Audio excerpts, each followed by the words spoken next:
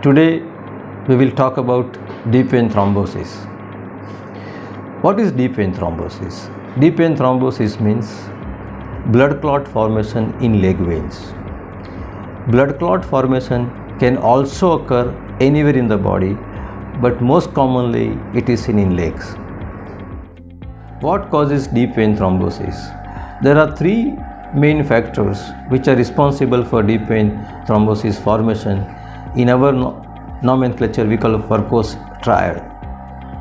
1. Stagnation of blood flow due to prolonged immobility caused by operation, injury or any prolonged travel.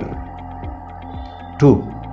Tendency of person to develop blood clots which could be due to genetic reasons or drugs or hormones. 3. Injury to veins which could be due to operation or a trauma. Who are at risk of developing DVT? Elderly people, overweight people are more prone to develop deep vein thrombosis. People with some type of cancers, women taking OC pills or hormonal treatment, people after any operation or injury, or people with a genetic tendency or a familial tendency are more at risk to develop deep vein thrombosis than a normal population. What are the symptoms of DVT? Sudden onset, severe painful swelling of the leg is the most common symptom of deep vein thrombosis. How to diagnose deep vein thrombosis? A thorough clinical examination by a vascular surgeon, and which should be supplemented by a simple color Doppler ultrasound examination, which is highly accurate, sensitive to diagnose deep vein thrombosis. CT scan venography is not routinely required to diagnose deep vein thrombosis, but if you suspect blood clots in lungs, a condition called as pulmonary embolism, then CT venography is very sensitive investigation. Now, how do we treat deep vein thrombosis? Deep vein thrombosis we normally divide into two segments, proximal and a distal.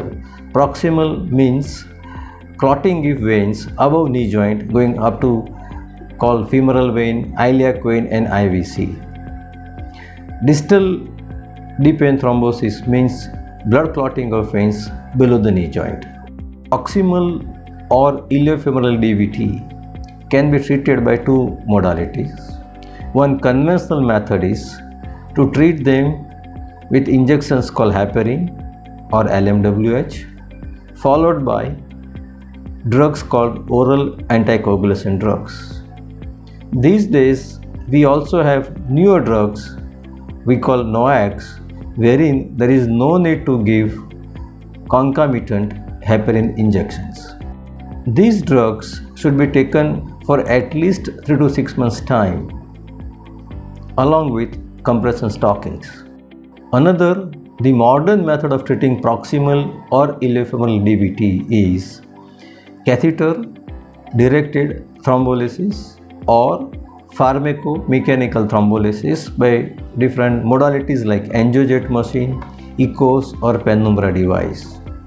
The advantage of this newer method is the treatment is much faster, relief is quick, and we preserve valve functions.